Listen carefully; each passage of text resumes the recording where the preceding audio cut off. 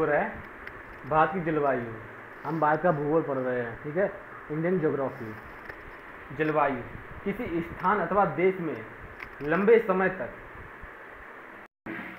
किसी स्थान अथवा देश में लंबे समय के तापमान, वर्षा, वायुमंडलीय दबाव तथा पवनों की दिशा व वेग का अध्ययन व विश्लेषण जलवायु कहलाता है। जलवायु मतलब देखो ऐसी किसी जगह पर कोई भी चीज़ है जो लॉन्ग टाइम पीरियड यानी कि लंबे समय तक रहती है, फिर चाहे वो तापमान हो या वर्षा हो या वायुमंडलीय दबाव हो या पवनों की दिशा व वेग का अध्ययन हो, ठीक है।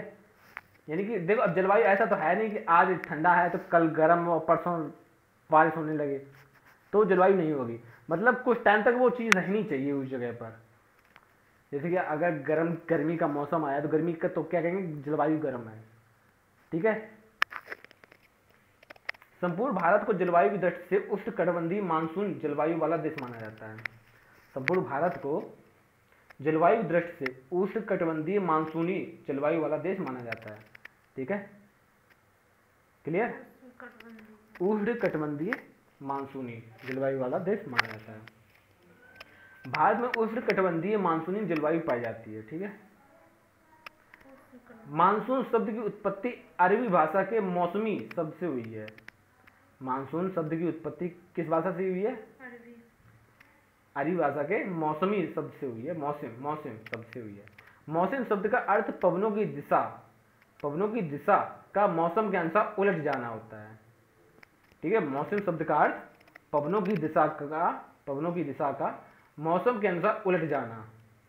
भारत में अरब सागर एवं बंगाल की खाड़ी से चलने वाली हवाओं की दिशा में ऋतुवत परिवर्तन हो जाते हैं। इसी संदर्भ में भारतीय जलवायु को मानसूनी जलवायु कहा जाता है। भारत में अरब सागर और बंगाल की खाड़ी, भारत ऐसा है ना, ऐसा ही है। तो ये रहा अरब सागर और ये रहा बंगाली खाड़ी, ठीक है।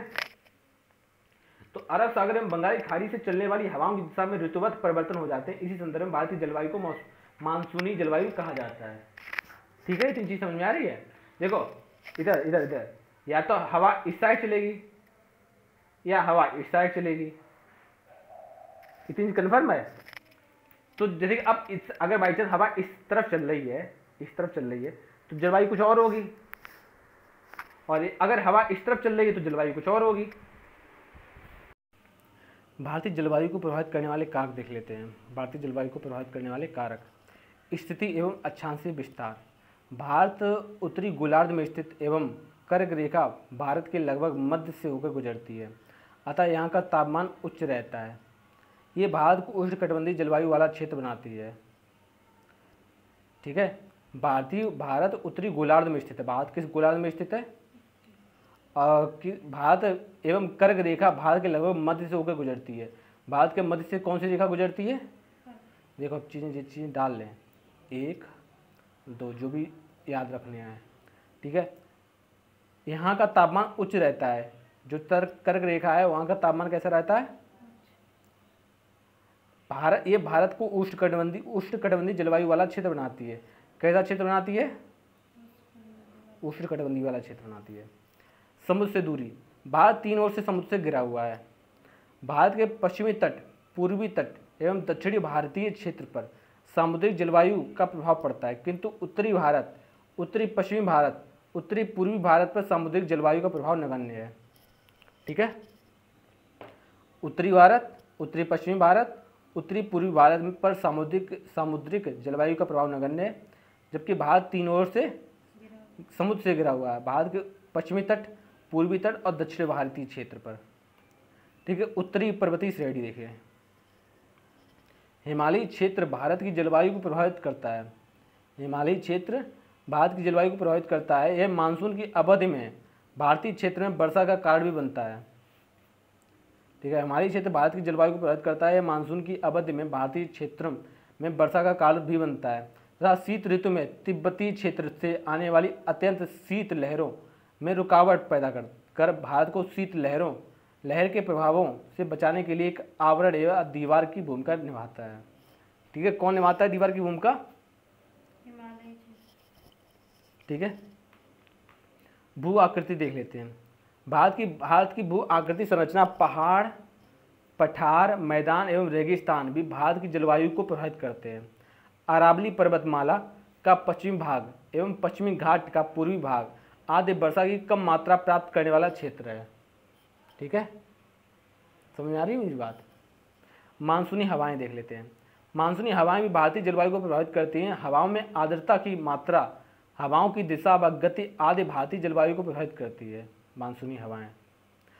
ऊर्ध वायु संचरण यानी जेट स्ट्रीम काफ़ी ज़्यादा इंपॉर्टेंट है, क्वेश्चन आता है जेट स्ट्रीम क्या है। ऊर्ध वायु संचरण, जेट स्ट्रीम ऊपरी क्षोभ मंडल, ठीक है, ऊपरी क्षोभ मंडल में आमतौर पर मध्य अक्षांश में भूमि से 12 किलोमीटर ऊपर पश्चिम से पूर्व तीव्र गति से चलने वाली एक वायु धारा का नाम है। इसकी गति सामान्यतः 150 से 300 किलोमीटर प्रति घंटा होती है। जेट स्ट्रीम ये क्या है? ऊर्ध्व वायु संचरण। जेट स्ट्रीम ऊपरी क्षोभ मंडल में आमतौर पर मध्य अक्षांश में भूमि से 12 किलोमीटर ऊपर पश्चिम से पूर्व की ओर चलने वाली गति है। पूरब से पश्चिम, ठीक है।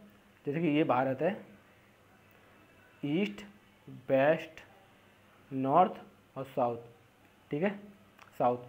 और क्या है? पश्चिम से पूरब, यानी कि वो इस तरफ चलती है। पूरब ये ना, पश्चिम से पूरब, इतनी कन्फर्म है, ठीक है। और पश्चिम से पूरब की तीव्र गति से चलती है। एक धारा का नाम है, यानी कि ये जो हवा है ना, इस धारा को क्या बोलते हैं? Jet stream. इसकी गति सामान्यतः 150 से 300 किलोमीटर प्रति घंटा होती है, ठीक है। उष्णकटिबंधीय चक्रवात तथा पश्चिमी विक्षोभ देख लो। उष्णकटिबंधीय चक्रवात का निर्माण बंगाली खाड़ी और अरब सागर में होता है। बंगाली खाड़ी ये रही और अरब सागर ये रहा, होता है। और यह प्रायद्वीपीय भारत के बड़े भूभाग को प्रभावित करता है, ठीक है। उष्णकटिबंधीय चक्रवात और पश्चिमी विक्षोभ। भारत का भूगोल, दक्षिणी दोलन देख लो। सर्दन ऑसिलेशन, जब कभी भी हिंद महासागर की ऊपरी सतह का दबाव अधिक हो जाता है। हिंद महासागर किस साइड होता है? हिंद महासागर इस तरफ है, अरावली अरब सागर इस तरफ है, हिंद महासागर इस तरफ है, ठीक है। और इधर बंगाल की खाड़ी। तो जब कभी भी हिंद महासागर की ऊपरी सतह पर का दबाव अधिक हो जाता है, तब प्रशांत महासागर के ऊपर निम्न दबाव बनता है। जब प्रशांत महासागर के ऊपर उच्च दबाव की सृष्टि होती है, तब हिंद महासागर के ऊपर निम्न दबाव बनता है। दोनों महासागरों के इस उच्च एवं निम्न वायुदाब अंततः संबंध को ही दक्षिणी दोलन कहते हैं। यानी कि जो दोनों महासागर कौन से हैं? अरब सागर और हिंद महासागर, प्रशांत महासागर और हिंद महासागर। प्रशांत महासागर के ऊपर उच्च दबाव की सृष्टि बनती है और हिंद महासागर के ऊपर निम्न दबाव की, ठीक है। दोनों महासागरों के उच्च और निम्न वायुदाबी अंतर संबंध को दक्षिणी दोलन कहते हैं। इतनी चीज कन्फर्म है। एल नीनो, इसके प्रभाव के कारण भारत में कम वर्षा होती है। एल नीनो, ठीक है। ला नीना, ठीक है। एल नीनो की विपरीत संकल्पना है। इसके प्रभाव में भारत में वर्षा की मात्रा अच्छी रहती है। ला नीना और एल नीनो ये विपरीत है, इसमें कम वर्षा होती है। और ला नीना ये एल नीनो की विपरीत संकल्पना है। इसके प्रभाव में भारत में वर्षा की मात्रा अच्छी रहती है। इतनी चीज कन्फर्म है। कोपेन का जलवायु वर्गीकरण। कोपेन ने भारतीय जलवायु प्रदेशों को 9 भागों में विभाजित किया है। कोपेन ने भारतीय जलवायु प्रदेशों को 9 भागों में विभाजित किया है, ठीक है। अब 9 भाग कौन कौन से हैं देख लो। लघुकालीन शीत ऋतु सहित मानसूनी जलवायु AMW प्रकार। उष्णकटिबंधीय सवाना जलवायु प्रदेश AW प्रकार। शुष्क ग्रीष्म ऋतु, आर्द्र शीत ऋतु सहित मानसूनी जलवायु AS प्रकार। और अर्ध शुष्क स्टेपी जलवायु B100 प्रकार। 5वां है उष्ण मरुस्थलीय जलवायु BWHW। और शुष्क शीत ऋतु की मानसूनी जलवायु CWG प्रकार, ठीक है। अब इनको थोड़ा देख लो, 1 मिनट 6 हैं, 7 में देखो। लघु ग्रीष्मकाल युक्त आर्द्र जलवायु DFC प्रकार। टुंड्रा तुल्य जलवायु ET प्रकार। और ध्रुवीय तुल्य जलवायु E प्रकार। इतनी कन्फर्म है। अब देखो जो 9 प्रकार हैं कौन से, कोपेन ने, जो कोपेन है उसमें जलवायु वर्गीकरण किया है कोपेन ने, तो भारतीय जलवायु प्रदेशों को 9 भागों में विभाजित किया है कोपेन ने। ठीक है, अब पहला देख लो, लघुकालीन शीत ऋतु सहित मानसूनी जलवायु, लघुकालीन शीत ऋतु सहित मानसूनी जलवायु AMW प्रकार।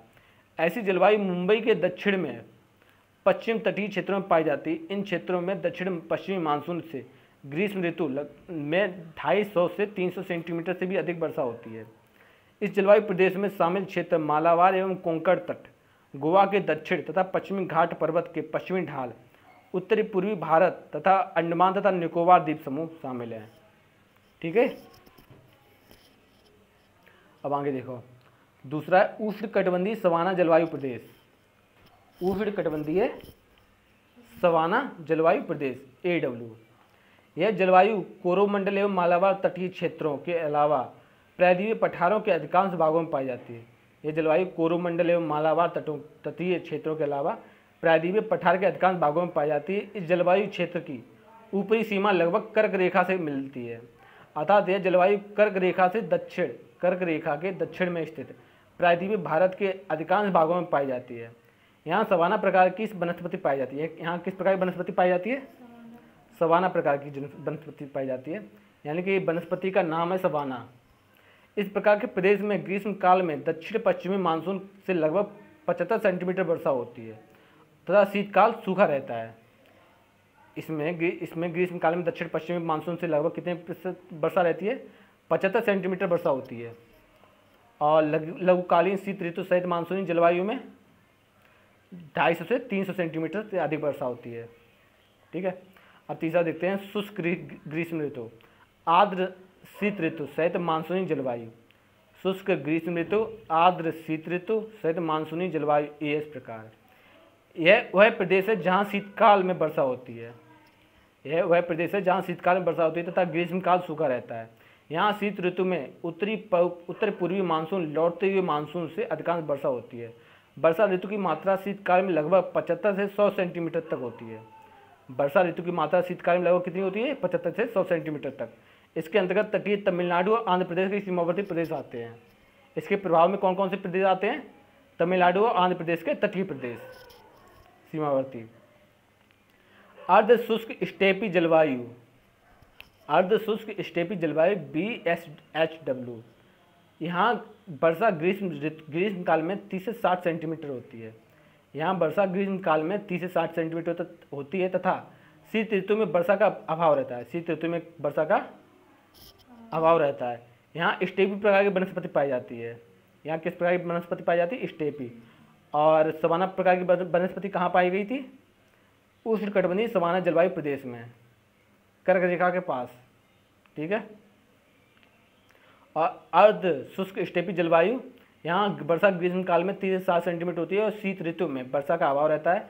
यहाँ स्टेपी प्रकार की वनस्पति पाई जाती है। इसके अंतर्गत मध्यवर्ती राजस्थान, पश्चिम पंजाब, हरियाणा, गुजरात के सीमावर्ती क्षेत्रों एवं पश्चिम घाट का वृष्टि छाया प्रदेश शामिल है। ठीक है, अब आते हैं 5, उष्ण मरुस्थलीय जलवायु BWHW। यहाँ वर्षा काफी कम होती है, 30 सेंटीमीटर बारिश से भी कम होती है वर्षा। ठीक है, उष्ण मरुस्थलीय क्षेत्रों में, तथा तापमान अधिक रहता है। यहाँ प्राकृतिक वनस्पति कम और नगण्य पाई जाती है। यहाँ कांटेदार मरुस्थलीय वनस्पति पाई जाती है। इस प्रदेश के अंतर्गत राजस्थान का पश्चिमी क्षेत्र, उत्तरी गुजरात व हरियाणा का दक्षिणी भाग शामिल है।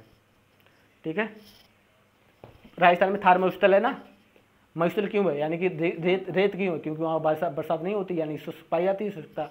ठीक है, और यहाँ पर बरसात सबसे कम होती है, कितने सेंटीमीटर होती है? 30 सेंटीमीटर से भी कम। शुष्क शीत ऋतु की मानसूनी जलवायु, शुष्क शीत ऋतु की मानसूनी जलवायु CWG प्रकार।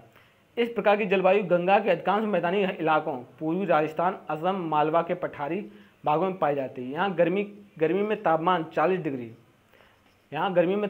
डिग्री सेंटीग्रेड तक बढ़ता है और शीतकाल में तापमान 27 डिग्री सेंटीग्रेड तक रहता है। इन जलवायु प्रदेशों में वर्षा मुख्यतः ग्रीष्म काल में होती है और शीतकाल में शीतकाल शुष्क रहता है। लघु ग्रीष्मकाल युक्त आर्द्र जलवायु DFC प्रकार। इस प्रकार की जलवायु सिक्किम, अरुणाचल प्रदेश और असम हिमालय का पूर्वी भाग के हिस्सों में पाई जाती है। शीतकाल ठंडा आर्द्र एवं लंबी अवधि का होता है। शीतकाल में तापमान लगभग 10 डिग्री सेंटीग्रेड का रहता है। किसमें रहता है? लघु ग्रीष्मकाल युक्त आर्द्र जलवायु में। ठीक है। टुंड्रा तुल्य जलवायु TET, यहाँ तापमान लगभग साल भर लगभग 10 सेंटीमीटर से कम रहता है। टुंड्रा जो है तुल्य जलवायु, यहाँ तापमान लगभग 10 सेंटीमीटर से कम रहता है। शीतकाल में हिमपात के रूप में वर्षा होती है। इसके अंतर्गत उत्तराखंड के पर्वतीय क्षेत्र, कश्मीर, लद्दाख, हिमाचल प्रदेश के 3000 से 5000 मीटर ऊंचाई वाले क्षेत्र शामिल हैं। ठीक है। टुंड्रा कहाँ पे है? कश्मीर साइड, टुंड्रा प्रदेश। ठीक है। यहाँ पे तापमान लगभग कितना रहता है साल भर? 10 सेंटीमीटर से भी कम। और शीतकाल में हिमपात के रूप में वर्षा होती है। हिमपात मतलब बर्फ गिरती रहती है यहाँ पे। ठीक है। उत्तराखंड के पर्वतीय क्षेत्र, कश्मीर, लद्दाख, हिमाचल प्रदेश के 3000 से 5000 ऊंचाई वाले क्षेत्र शामिल हैं इसमें, टुंड्रा तुल्य क्षेत्र में, जलवायु में। ध्रुवीय तुल्य जलवायु ई प्रकार, यहाँ तापमान लगभग 0 सेंटीग्रेड से भी कम होता है। हिमाच्छादित प्रदेश होता है। इसके अंतर्गत हिमालय के पश्चिमी और मध्यवर्ती भाग जैसे कि जम्मू कश्मीर और हिमाचल प्रदेश के 5000 मीटर से भी अधिक ऊंचाई वाले क्षेत्र शामिल हैं ध्रुवीय तुल्य जलवायु में। ठीक है। वैसे तो ये बहुत कम याद होंगे आपको। ठीक है। इनफैक्ट आप भूल भी गई होंगी अभी तक लगभग में, लेकिन जब इसको आप दोबारा पढ़ेंगे ना तो आपको चीज़ें याद आ जाएंगी, क्योंकि ये रिटर्न है, सॉलिड फैक्ट है। स्टोरी टाइम में तो है नहीं, फैक्ट बेसिस है, यानी कि वन लाइनर है। ठीक है। तो याद करने ही पड़ेंगे, लेकिन जब दोबारा पढ़ोगे ना तो थोड़ा बहुत आएगा। ये मान लो इसको आपको 2 या 3 बार पढ़ना है। भारतीय मानसून की उत्पत्ति के सिद्धांत। भारतीय मानसून की उत्पत्ति के संबंध में 4 सिद्धांत प्रमुख हैं। भारतीय मानसून की उत्पत्ति का तापी सिद्धांत, विषुवतीय पछुआ पवन सिद्धांत, जेट स्ट्रीम सिद्धांत, अल नीनो सिद्धांत। जेट स्ट्रीम वाला पढ़ चुके हैं हम ये लोग, और अल नीनो का भी पढ़ा है। विषुवतीय पछुआ हवा, पछुआ है क्या? पछुआ हवा, पछुआ पवन सिद्धांत, और भारतीय मानसून की उत्पत्ति का तापी सिद्धांत। ये 4 सिद्धांतों को पढ़ेंगे भारतीय मानसून की उत्पत्ति के संबंध में। ठीक है। तो हम पहला पढ़ते हैं, भारतीय मानसून की उत्पत्ति का तापी सिद्धांत देख लो। इस सिद्धांत के अनुसार मानसूनी पवनों की उत्पत्ति का मुख्य कारण ताप ही है। ग्रीष्म ऋतु में सूर्य की किरणें उत्तरी गोलार्ध में लंबवत पड़ती हैं। ग्रीष्म ऋतु में सूर्य की किरणें उत्तरी गोलार्ध में लंबवत पड़ती हैं। इससे यहाँ एक बृहद निम्न दाब यानी LP, निम्न दाब, लो प्रेशर का निर्माण होता है। इस निम्न दाब के कारण उत्तरी पूर्वी व्यापारिक पवनें अनुपस्थित हो जाती हैं, जो कि 5 डिग्री से 30 डिग्री उत्तरी एवं दक्षिणी अक्षांशों के बीच साल भर चलती रहती हैं। 5 डिग्री से 30 डिग्री उत्तरी और दक्षिणी अक्षांशों के बीच साल भर चलती रहती हैं। ठीक है। यहाँ पर निम्न दाब होता है और सूर्य की किरणें उत्तरी गोलार्ध में लंबवत पड़ती हैं। ठीक है, स्ट्रेट पड़ती हैं। ठीक है। मानसूनी पवनों की उत्पत्ति मुख्य कारण तापी है। आगे बढ़ते हैं। तापी विषुवत रेखा उत्तर की ओर खिसक जाती है। तापी विषुवत रेखा उत्तर की ओर खिसक जाती है। इस कारण दक्षिण पूर्वी व्यापारिक पवनें विषुवत रेखा की पार कर उत्तरी गोलार्ध में आ जाती हैं। फेरल के नियमानुसार, फेरल का कोई नियम है, इसके अनुसार उत्तरी गोलार्ध में आने वाली ये पवनें अपनी दाहिने ओर, राइट हैंड साइड, अर्थात उत्तर पूर्वी की ओर मुड़ जाती हैं और संपूर्ण भारतीय उपमहाद्वीप पर प्रभावित होने लगती हैं। क्योंकि ये पवनें लंबी समुद्री यात्रा करके आ रही होती हैं, अतः जलवायु जलवाष्प युक्त होती हैं। ठीक है। जलवाष्प युक्त मतलब इसकी जो हवा होती है उसमें जो पानी के कुछ कण होते हैं, जलवाष्प। ये दक्षिणी पश्चिमी मानसून पवनें भारत उपमहाद्वीप में 2 भागों में बांटकर वर्षा ऋतु लाती हैं। प्रथम देख लो, अरब सागर शाखा पश्चिमी घाट के पश्चिमी ढाल पर तथा द्वितीय बंगाली खाड़ी शाखा के द्वारा अंडमान निकोबार द्वीप समूह एवं उत्तरी पूर्वी भारत में भारी वर्षा कराती हैं। एक इस साइड लाती है और दूसरी बंगाली खाड़ी है ना, तो इस साइड। ठीक है, कन्फर्म। आगे देखो, बंगाली खाड़ी शाखा उत्तरी पश्चिमी भारत के निम्न दाब के क्षेत्र की ओर अवसारित होती है। पूर्व से पश्चिम की ओर जलवाष्प की कमी के साथ ही वर्षा की मात्रा में कमी आ जाती है। पूर्व से पश्चिम की ओर जलवाष्प की कमी के साथ ही वर्षा की मात्रा में कमी आ जाती है। अब निम्न दाब LP, तापमान बढ़ेगा, दाब घटेगा। देखो, अरब दाब जो अरब सागर से जाती हैं, मतलब अरब सागर से होते हुए भारत के अंदर एंट्री करती हैं। ठीक है। वो कौन सी दाब, किस दाब की होती हैं? उच्च दाब की होती हैं, यानी हाई प्रेशर की होती हैं हवाएं। ठीक है। वो हवाएं कहाँ से आती हैं? अरब सागर से होते हुए। ठीक है, भारत के तटीय तट तक पहुंचती हैं। और ये सब जाति कहाँ से हैं? ये सब जातियाँ दक्षिण पूर्वी व्यापारिक पवनें होती हैं। देखो दक्षिण पूर्वी व्यापारिक पवनें इस साइड गई, उसके बाद उन्होंने विषुवत रेखा 0 डिग्री वाली पार की, उसके बाद वो पहुंची अरब सागर में। ठीक है, अरब सागर से होते हुए भारत के तटीय क्षेत्र में पहुंची हैं। ठीक है, इतनी चीज़ कन्फर्म है ना। यानी 30 डिग्री अक्षांश 30 डिग्री साउथ जाती हैं दक्षिण पूर्वी व्यापारिक पवनें हैं। दक्षिण यही है ना, ईस्ट वेस्ट और ऊपर नॉर्थ और नीचे साउथ है।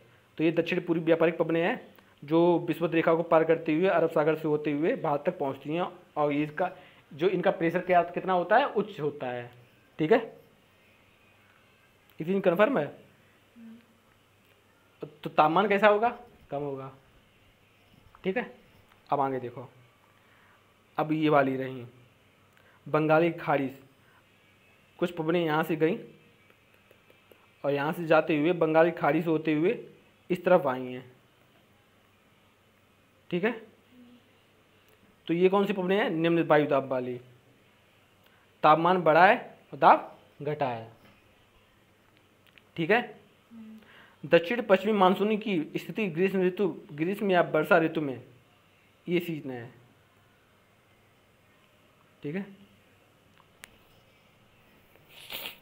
अब देखो दो टाइप से हैं। जो दक्षिण पूर्वी व्यापारिक पवनें हैं वो जाती हैं विषुवत रेखा को पार करते हुए जाती हैं और यहाँ से अलग हो जाती हैं, यानी कि इनके बीच दरार आ गई। कुछ गई इस तरफ तो बनाया उच्च दाब, कुछ गई इस तरफ और इस तरफ होते हुए, समझ में आ रहा है मेरी बात, वो गई इस तरफ क्योंकि पृथ्वी घूम रही है ना। ठीक है, कुछ डायरेक्ट गई और कुछ घूमते हुए गई। जो घूमते हुए गई वो निम्न दाब और जो डायरेक्ट गई वो उच्च दाब। समझ गए इतनी बात। दक्षिण पश्चिमी मानसूनी पवनें फेरल के नियमानुसार विषुवत रेखा के को पार कर उत्तरी गोलार्ध में जाने पर अपने दाहिने मुड़ जाती हैं।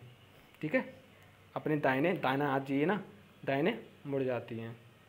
ठीक है, इतनी कन्फर्म है।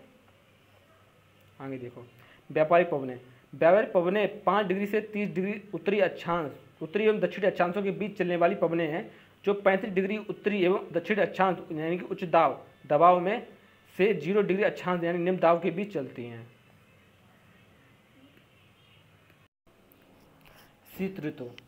शीत ऋतु में सूर्य की किरणें मकर रेखा पर सीधी पड़ती हैं।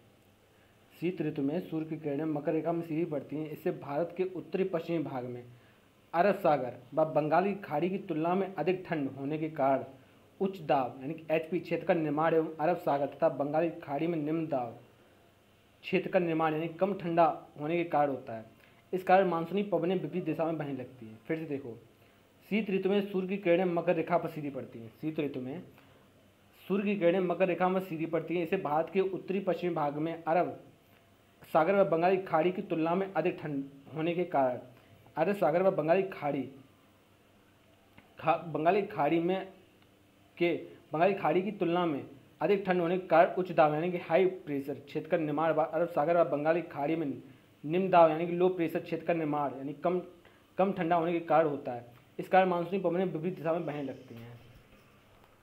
ठीक है, शीत ऋतु में उत्तरी पूर्वी व्यापारिक पवनें पुनः चलने लगती हैं। यह उत्तर पूर्वी मानसून लेकर आती हैं तथा बंगाली खाड़ी से जलवाष्प ग्रहण कर तमिलनाडु के तट पर वर्षा कराती हैं। ठीक है, तापमान कम होगा, दाब बढ़ेगा, फिर ये पवनें वापस जाएंगी। ठीक है, जब वापस जाएंगी तो यहाँ पर पड़ेगा तमिलनाडु। ठीक है, तमिलनाडु ये जो इस तट पर वर्षा कराएंगी, ये जो तमिलनाडु तट है यहाँ पर वापस लौटते हुए वर्षा कराएंगी और अरब सागर में फिर से ये पवनें हवाएं पहुँच जाएंगी। निम्न वायु दाब पर उत्तर पूर्वी मानसूनी पवनें हैं। शीत ऋतु में भारतीय मानसून की स्थिति उत्तरी पूर्वी मानसून पवनें लौटता मानसून, इस तरह से मानसून लौटता है।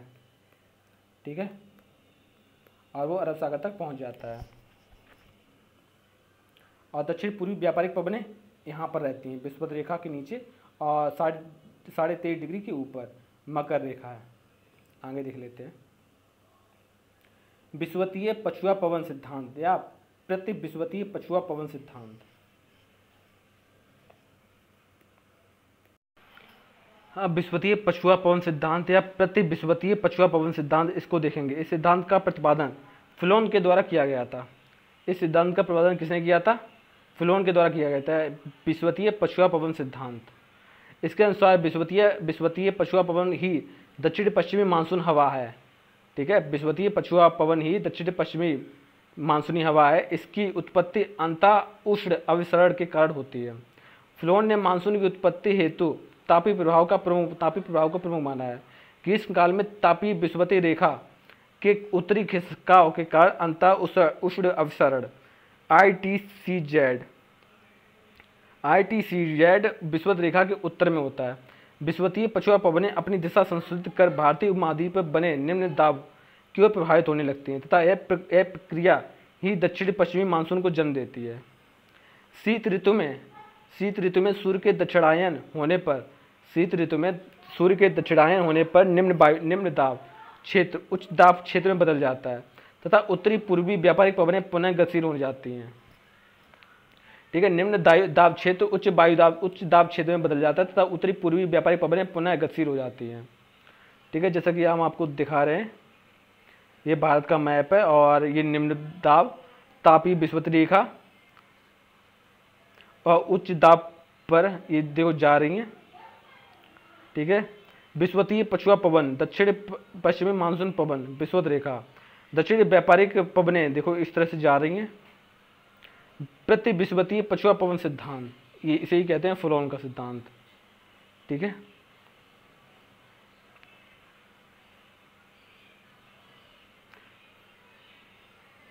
तापीय विषुवत रेखा आगे देखते हैं। भारतीय मानसून की उत्पत्ति का जेट स्ट्रीम सिद्धांत देख लेते हैं।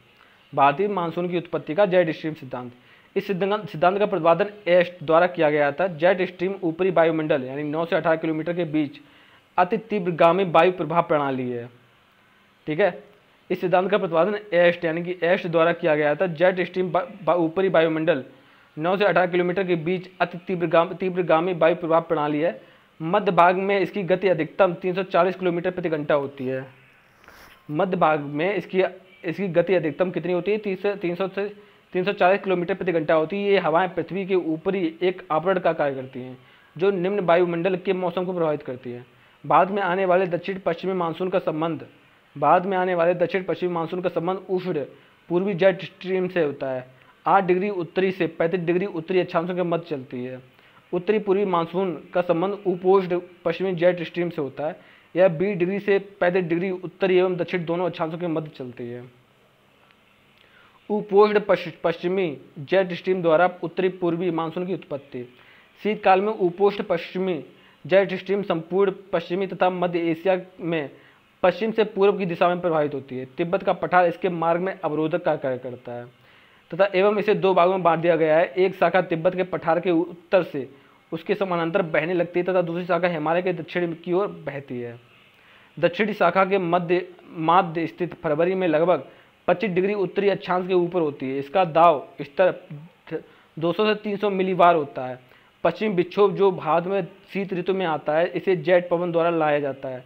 रात के तापमान में वृद्धि इन विक्षोभों के आने का सूचक होती है। पश्चिमी जेट स्ट्रीम ठंडी हवा का स्तंभ होता है जो इस सतह पर हवाओं को धकेलता है। इससे सतह पर उच्च दाब का निर्माण होता है। ये हवाएं बंगाली खाड़ी, पहले इसको देख लेते हैं। भारत के उत्तरी पश्चिम भागों में ये हवाएं बंगाली खाड़ी तुलनात्मक रूप से अधिक तापमान के कारण निम्न वायुदाब क्षेत्र की ओर प्रवाहित होती हैं। इन हवाओं के द्वारा ही शीत ऋतु में उत्तर प्रदेश एवं बिहार में शीतलहर चलती है। बंगाली खाड़ी में पहुंचने के बाद ये हवाएं अपने दाहिने ओर यानी राइट हैंड साइड मुड़ जाती हैं तथा मानसून का रूप धारण कर लेती हैं। जब ये पवनें तमिलनाडु के तट पर पहुंचती हैं तो बंगाल की खाड़ी से ग्रहण किए गए जलवाष्प की वर्षा तमिलनाडु के तटीय भागों में करती हैं। जैसे कि उच्च दाब, निम्न दाब और उत्तरी पूर्वी मानसून पछुआ जेट स्ट्रीम। ठीक है, जैसा कि आप देख रहे हैं, ये उच्च दाब और निम्न दाब इस साइड है और उच्च दाब ऊपरी साइड है। ठीक है, उच्च दाब से यानी कि उच्च दाब से हवाएं जा रही हैं। ठीक है, निम्न दाब की तरफ। यानी कि हवाएं उच्च दाब से निम्न दाब की तरफ बहती हैं। ये चीज़ें हमें पता होनी चाहिए। और दक्षिणी पूर्वी व्यापारिक पवनें हमेशा ऊपर बहती हैं विषुवत रेखा से। ठीक है, आगे देख लेते हैं। इसे ही जेट स्ट्रीम कहते हैं। आगे बढ़ते हैं। उष्ण पूर्वी जेट स्ट्रीम द्वारा दक्षिणी पश्चिमी मानसून की उत्पत्ति। गर्मी में पश्चिमी जेट स्ट्रीम भारतीय उपमहाद्वीप पर नहीं बहती हैं। गर्मी में पश्चिमी जेट स्ट्रीम भारतीय उपमहाद्वीप पर नहीं बहती हैं। इसका खिसकाव तिब्बत के पठार के उत्तर की ओर हो जाता है। इस समय भारत के ऊपरी वायुमंडल में उष्ण पूर्वी जेट स्ट्रीम चलती है। उष्ण पूर्वी जेट स्ट्रीम की उत्पत्ति का कारण मध्य एशिया एवं तिब्बत के पठारी भागों के अत्यधिक गर्म होने को माना जाता है। तिब्बत के पठार से गर्म होकर ऊपर उठने वाली हवाओं में क्षोभ मंडल के मध्य भाग में घड़ी की सुई की दिशा में चक्रीय परिसंचरण प्रारंभ हो जाता है। यह ऊपर उठती वायु क्षोभ सीमा के पास दो अलग अलग धाराओं में बढ़ जाती है। इनमें से एक विषुवती वृत्त की ओर पूर्वी जेट स्ट्रीम के रूप में चलती है तथा दूसरी ध्रुव की ओर पश्चिमी जेट स्ट्रीम की ओर चलती है। पूर्वी जेट स्ट्रीम भारत के ऊपरी वायुमंडल में दक्षिण पश्चिमी दिशा की ओर बहती है। पूर्वी जेट स्ट्रीम भारत के ऊपरी वायुमंडल में दक्षिण पश्चिमी दिशा की ओर बहती हुई अरब सागर में नीचे बैठने लगती है। इससे वहाँ बृहत उच्च दाब का निर्माण होता है। इसके विपरीत भारतीय उपमहाद्वीप के ऊपर जब ये गर्म जेट स्ट्रीम चलती है तो सतह की हवा को ऊपर की ओर खींच लेती है और यहाँ बृहत निम्न दाब का निर्माण करती है। इस निम्न दाब को भरने के लिए अरब सागर के उच्च दाब क्षेत्र से हवाएं उत्तर पूर्वी की ओर चलने लगती हैं। तो यहाँ यही दक्षिणी पश्चिमी मानसून पवन कहलाती है। उष्ण पूर्वी जेट स्ट्रीम के कारण ही भारत में मानसून पूर्व उष्णकटिबंधीय चक्रवात आते हैं। इससे भारी वर्षा होती है। पूर्वी जेट स्ट्रीम न केवल मौसमी है वरन अनियमित भी है। जब यह भारत के बृहत क्षेत्र के ऊपर लंबी अवधि तक चलती है तो बाढ़ की स्थिति बनती है। जब ये हवाएं कमजोर होती हैं तो सूखा आता है। ठीक है, अब देखो निम्न दाब इस साइड है और उच्च दाब इस साइड है। तो उच्च दाब से हवाएं बहती हैं और निम्न दाब की तरफ जाती हैं। ठीक है, और उष्ण पूर्वी जेट स्ट्रीम इसको कहते हैं उष्ण पूर्वी जेट स्ट्रीम। दक्षिणी पश्चिमी मानसूनी पवनें हैं ये, और ये तमिलनाडु के तट से होकर जाती हैं और बंगाल की खाड़ी ये रहे। उष्ण पूर्वी जेट स्ट्रीम द्वारा दक्षिणी पूर्वी मानसून की उत्पत्ति होती है। आगे बढ़ते हैं। भारतीय मानसून की उत्पत्ति का एल नीनो सिद्धांत देख लेते हैं। लगभग 3 से 8 वर्षों के अंतराल पर महासागरों तथा वायुमंडल में एक विशिष्ट उथल पुथल होती है। इसकी शुरुआत पूर्वी प्रशांत महासागर के पेरू तट से होती है। पेरू के तट पर हम्बोल्ट या पेरू की जलधारा ठंडी जलधारा प्रवाहित होती है। यह जलधारा दक्षिणी अमेरिकी तट से दूर उत्तर की ओर प्रवाहित होती है। हम्बोल्ट जलधारा की विशेषता शीतल जल की गहराई से ऊपर की ओर आना यानी अपवेलिंग है। विषुवत रेखा के पास यह दक्षिणी विषुवत रेखा जलधारा के रूप में प्रशांत महासागर के आर पार पश्चिम की ओर मुड़ जाती है। एल नीनो के आने के साथ ही ठंडे पानी की गहराई से ऊपर आना बंद हो जाता है एवं ठंडे पानी का प्रतिस्थापन पश्चिम से आने वाली गर्म पानी से हो जाता है। अब पेरू की ठंडी जलधारा का तापमान बढ़ जाता है। इसके गर्म जल के प्रभाव से प्रथमतः दक्षिणी विषुवतीय गर्म जलधारा का तापमान बढ़ जाता है।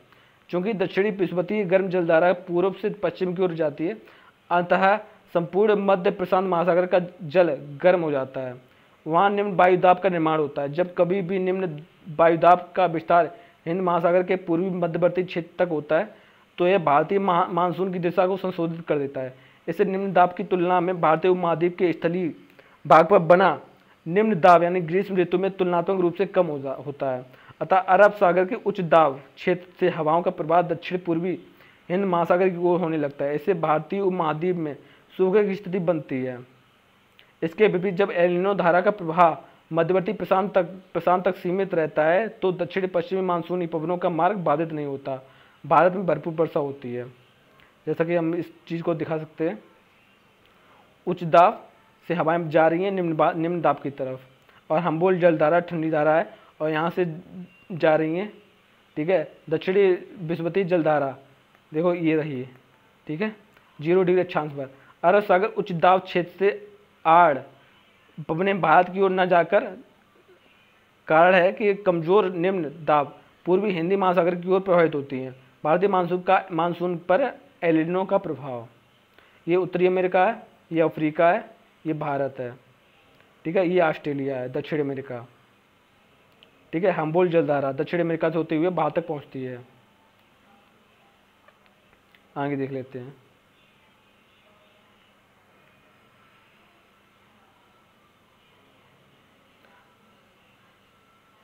भारतीय मानसून, भारतीय मानसून देख लेते हैं। दक्षिण पश्चिमी मानसून, सामान्यतः भारत में मानसून का समय जून से सितंबर तक है। ठीक है, जून से सितंबर तक रहता है। इस समय उत्तरी पश्चिम भारत तथा पाकिस्तान में निम्न वायुदाब का क्षेत्र बन जाता है। अंततः उष्णकटिबंधीय अवसरण क्षेत्र ITCZ, उष्णकटिबंधीय अवसरण क्षेत्र उत्तर की ओर खिसकता है हुआ शिवालिक के पर्वत पाद तक चला जाता है। इसके कारण भारतीय उपमहाद्वीप के ऊपर सिंधु गंगा मैदान में एक लंबाकार निम्न दाबीय मेखला का निर्माण होता है, जिसे मानसून गर्त कहते हैं। इस निम्न दाब को भरने के लिए दक्षिणी गोलार्ध में चलने वाली दक्षिण पूर्वी वाणिज्यिक पवन यानी ट्रेड विंड्स विषुवत रेखा को पार कर पूर्व की ओर मुड़ जाती हैं, फेरल के नियमानुसार, तथा दक्षिणी पश्चिमी मानसूनी पवने का रूप ले लेती हैं। बाद में दक्षिणी पश्चिमी मानसून की उत्पत्ति का संबंध उष्ण पूर्वी जेट स्ट्रीम से है। बाद में दक्षिणी पूर्वी मानसून की उत्पत्ति का संबंध उष्ण पूर्वी जेट स्ट्रीम से है। दक्षिण पश्चिमी मानसून भारत में सर्वप्रथम अंडमान एवं निकोबार द्वीप तट के पर 25 मई को पहुंचता है। फिर 1 जून को चेन्नई तथा तिरुवनंतपुरम तक पश्चिम पहुंचता है। 5 से 10 जून के बीच कोलकाता एवं मुंबई को छूता है। 10 से 15 जून के बीच पटना, अहमदाबाद, नागपुर तक पहुंचता है। 15 जून के बाद लखनऊ, दिल्ली, जयपुर जैसे शहरों तक पर पहुंचता है। प्रायद्वीपीय भारत में दस्तक देने के बाद दक्षिणी पश्चिमी मानसून 2 शाखाओं में बढ़ जाता है, अरब सागरीय शाखा और बंगाली खाड़ी शाखा। दक्षिणी पश्चिमी मानसून की अरब सागरीय शाखा देख लेते हैं।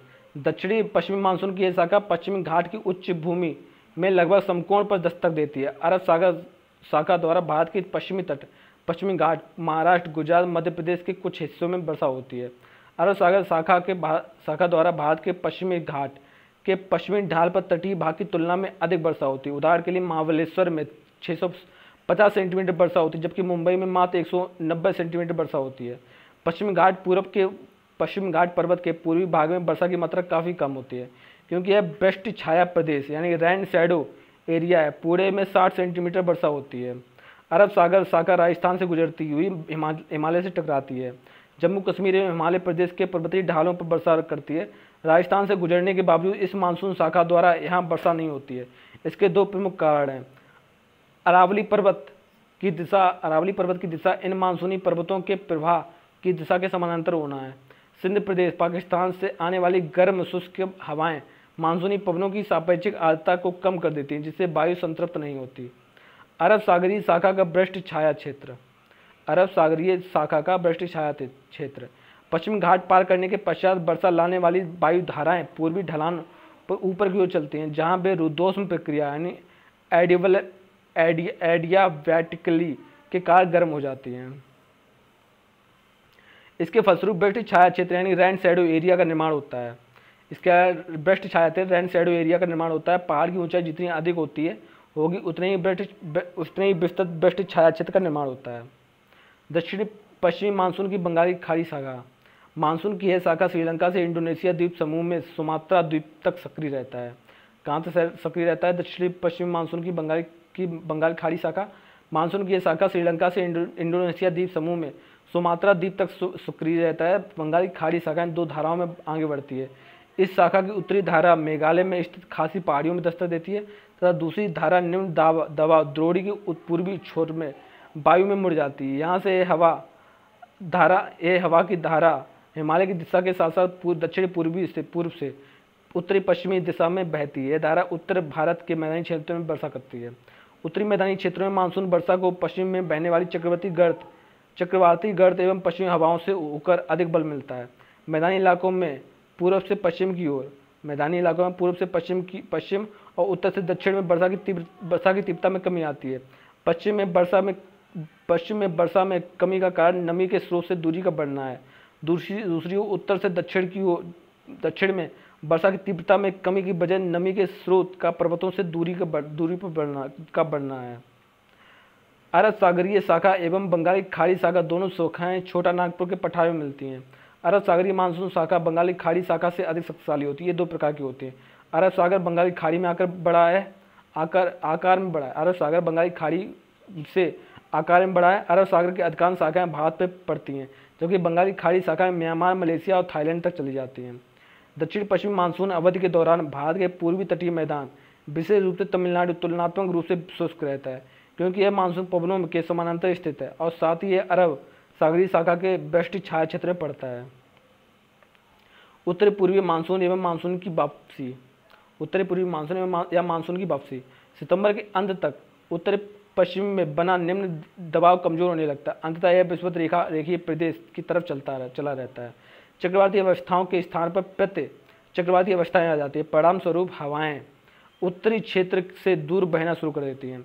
इसी समय विषुवतीय रेखा के दक्षिण में सूरज आगे बढ़ता नजर आता है। अंतर उष्णकटिबंधीय अवसरण क्षेत्र ITCZ भी विषुवत रेखा की ओर आगे बढ़ता है। इस समय भारतीय उपमहाद्वीप में हवाएं उत्तर पूर्वी से दक्षिण पश्चिमी दिशा में बहती है। यह स्थिति अक्टूबर के मध्य दिसंबर तक लगातार बनी रहती है, जिसे मानसून की वापसी या उत्तरी पूर्वी मानसून कहते हैं। दिसंबर के अंत तक मानसून पूरी तरह से भारत से जा चुका होता है। दिसंबर के अंत तक मानसून पूरी तरह से भारत से जा चुका होता है। बंगाल की खाड़ी के ऊपर से वापस जा रहा मानसून मार्ग में आर्द्रता ग्रहण कर लेता है, जिससे अक्टूबर से नवंबर में पूर्वी तटीय ओडिशा, तमिलनाडु और कर्नाटक के कुछ हिस्सों में वर्षा होती है।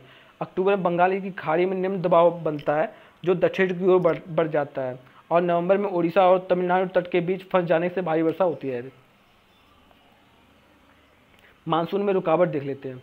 वर्षा ऋतु में जुलाई और अगस्त महीने में कुछ ऐसा समय होता है जब मानसून कमजोर पड़ जाता है, बादलों का बनना कम हो जाता है और विशेष रूप से हिमालयी पट्टी और दक्षिणी पूर्वी प्रायद्वीप के ऊपर वर्षा होनी बंद हो जाती है। इसे मानसून में रुकावट के नाम से जाना जाता है। ऐसा माना जाता है कि ये रुकावटें तिब्बत के पठार की कम ऊंचाई की वजह से आती हैं। इसे मानसून गर्त उत्तर की ओर मुड़ जाता है। इस अवधि में जहाँ पूरे देश को बिना वर्षा के ही संतुष्ट करना पड़ता है, तब उपमहाद्वीपीय प्रदेशों एवं हिमालय की दक्षिणी ढलानों में भारी वर्षा होती है। पश्चिम विक्षोभ यानी वेस्टर्न डिस्टर्बेंस देख लेते हैं। डिस्टर्बेंस आमतौर पर जब आकाश साफ रहता है, परंतु पश्चिमी दिशा से हवाओं के आने से अच्छे मौसम के दौर में विघ्न पड़ जाता है। ये पश्चिमी हवाएं भूमध्य सागर से आती हैं और इराक, ईरान, अफगानिस्तान, पाकिस्तान को पार करने के पश्चात भारत में प्रवेश करती हैं। ये हवाएं राजस्थान, पंजाब और हरियाणा में तीव्र गति से बहती हैं। उप हिमालयी पट्टी के आसपास पूर्व की ओर मुड़ जाती हैं और सीधे अरुणाचल प्रदेश तक पहुंच जाती हैं, जिससे गंगा के मैदानी इलाकों में हल्की वर्षा और हिमालयी पट्टी में हिम वर्षा होती है। यह घटना मुख्य रूप से शीत ऋतु में होती है, क्योंकि इस समय उत्तर पश्चिमी भारत में एक क्षीण उच्च दाब का निर्माण होता है। इसी समय भारत के पश्चिमी जेट स्ट्रीम का प्रभाव होता है, जो भूमध्य सागर से उठने वाले शीतोष्ण चक्रवात को भारत में लाती है। इसे पश्चिमी विक्षोभ कहते हैं। इससे मुख्य रूप से प्रभावित राज्य पंजाब, हरियाणा, पश्चिमी उत्तर प्रदेश, राजस्थान, हिमाचल प्रदेश, जम्मू कश्मीर है। इससे होने वाली वर्षा रबी की फसल, विशेषकर गेहूं की फसल के लिए बहुत उपयोगी है। इससे यह वर्षा मावट नाम से जानी जाती है। पश्चिमी विक्षोभ, ठीक है, पश्चिमी जेट स्ट्रीम को मावट के नाम से भी जानी जाती है। भारत की ऋतुएं। भारतीय मौसम विभाग द्वारा भारत की जलवायु को 4 ऋतुओं में विभाजित किया गया: शीत ऋतु, ग्रीष्म ऋतु, वर्षा ऋतु और शरद ऋतु। इसका काल मध्य दिसंबर से फरवरी तक माना जाता है शीत ऋतु का। इस समय बहुत ज़्यादा ठंड पड़ती है। इस समय सूर्य की स्थिति दक्षिणायन हो जाती है, अतः उत्तरी गोलार्ध में स्थित भारत का तापमान कम हो जाता है। इस ऋतु में समताप रेखाएं पूर्व से पश्चिम की ओर प्रायः सीधी रहती हैं। 20 डिग्री की समताप रेखाएं भारत के मध्य से गुजरती हैं। इस ऋतु में भूमध्य सागर से उठने वाली शीतोष्ण चक्रवात पश्चिमी जेट स्ट्रीम के सहारे भारत में प्रवेश करता है। इसे पश्चिमी विक्षोभ कहते हैं। यह पंजाब, हरियाणा, राजस्थान, पश्चिमी उत्तर प्रदेश, हिमाचल प्रदेश, जम्मू कश्मीर में वर्षा करवाता है। शीतकाल में होने वाली यह वर्षा मावट कहलाती है। यह वर्षा रबी की फसल के लिए उपयोगी है। ग्रीष्म ऋतु, यह ऋतु मार्च एवं मई तक रहती है। सूर्य के उत्तरायण होने से सारे भारत में तापमान बढ़ जाता है। इस ऋतु में उत्तर और उत्तरी पश्चिमी भारत के दिन में के समय तेज गर्म एवं शुष्क हवाएं चलती हैं, जो लू के नाम से जानी जाती है। इस ऋतु में सूर्य के क्रमशः उत्तरायण होते जाने के कारण अंतर उष्णकटिबंधीय अवसरण क्षेत्र ITCZ उत्तर की ओर खिसकने लगता है और जुलाई में 25 डिग्री अक्षांश रेखा को पार कर जाता है। इस ऋतु में स्थलीय शुष्क एवं गर्म पवन जब समुद्री आर्द्र पवनों से मिलती हैं तो उन जगहों पर प्रचंड तूफान की उत्पत्ति होती है। इसे मानसून पूर्व चक्रवात यानी प्री मानसून साइक्लोन के नाम से जाना जाता है। भारत में मानसून पूर्व चक्रवात के स्थानीय नाम निम्नलिखित हैं: नार्वेस्ट, काल वैसाखी, चेरी ब्लॉसम, आम्रवृष्टि या आम्र बौछार, आम्र वर्षा, बोड़ो चिल्ला। तो नार्वेस्टर देखो, पूर्वी भारत, पश्चिम बंगाल, बिहार, झारखंड और उड़ीसा, यह चाय, जूट, चावल की खेती के लिए लाभदायक है। नार्वेस्टर। काल वैसाखी, पश्चिम बंगाल में नार्वेस्टर का स्थानीय नाम है। पश्चिम बंगाल में नार्वेस्टर का स्थानीय नाम है काल वैसाखी। चेरी ब्लॉसम, कर्नाटक एवं केरल यानी कॉफी के फूलों के खिलने में सहायक होता है। Cherry blossom. आम्रवृष्टि, आम्रवर्षा और आम्रवर्षा, दक्षिण भारत, आम के जल्दी पकने में सहायक होता है आम्रवृष्टि। बोडो चिल्लम, नार्वेस्टर का असम में स्थानीय नाम है। नार्वेस्टर का असम में स्थानीय नाम है बोडो चिल्लम, बोडो चिल्ला। वर्षा ऋतु, इस ऋतु का समय जून से सितंबर तक रहता है। इस समय उत्तरी पश्चिमी भारत तथा पाकिस्तान में तापमान अधिक रहने के कारण निम्न वायुदाब का क्षेत्र बन जाता है। अतः अंतर उष्णकटिबंधीय अवसरण क्षेत्र ITCZ उत्तर की ओर खिसकता हुआ शिवालिक के पर्वत पाद तक चला जाता है। गंगा के मैदानी क्षेत्र में निम्न दाब बन जाता है। इस दाब को भरने के लिए दक्षिण पूर्वी व्यापारिक पवनें विषुवत रेखा को पार कर दक्षिण पूर्वी मानसून पवनों के रूप में भारत में प्रवेश करती हैं। ये दक्षिण पूर्वी मानसूनी पवनें दो शाखाओं में विभाजित हो जाती है। पहली शाखा अरब सागरीय शाखा भारत के पश्चिमी घाट पर्वत, महाराष्ट्र, गुजरात, मध्य प्रदेश, हिमाचल प्रदेश, जम्मू कश्मीर में वर्षा कराती है। दूसरी शाखा बंगाल की खाड़ी शाखा भारत में उत्तरी पूर्वी भारत, उत्तर प्रदेश, राजस्थान और उत्तराखंड आदि भागों में वर्षा कराती हैं। गारो, खासी और जयंतीय पहाड़ियाँ कीपाकार में फैली हुई हैं एवं समुद्र की ओर खुली रहती हैं। अतः बंगाली खाड़ी से आने वाली हवाएं यहाँ फंस जाती हैं और अत्यधिक वर्षा कराती हैं। खासी पहाड़ी के दक्षिण भाग में स्थित मासिन राम संसार का सबसे अधिक वर्षा प्राप्त करने वाला स्थान है। मासिन राम। शरद ऋतु देख लेते हैं। इस ऋतु का समय सितंबर के मध्य दिसंबर तक होता है। इस समय का मौसम सुहावना होता है तथा ना अधिक गर्मी होती है ना अधिक ठंड होता है। यह भारत में मानसून को लौटने का समय है। शरद ऋतु। ठीक है, इतनी चीज़ें हमने देख ली हैं। अब चैप्टर नंबर 5 भारत की भूगर्भिक संरचना, इसको हम अगली क्लास में देखेंगे। तब तक आप प्रैक्टिस कीजिए और जब ये पूरी बुक कवर हो जाएगी उसके बाद मैप चलेगा और इसको और रिवीजन के तौर पर आप अच्छे से समझेंगे। अभी के लिए आपको बस जितना इम्पोर्टेंट है, जितना आप समझ सकते हैं, आपको परिचित कराना इन सब चीज़ों का उद्देश्य है।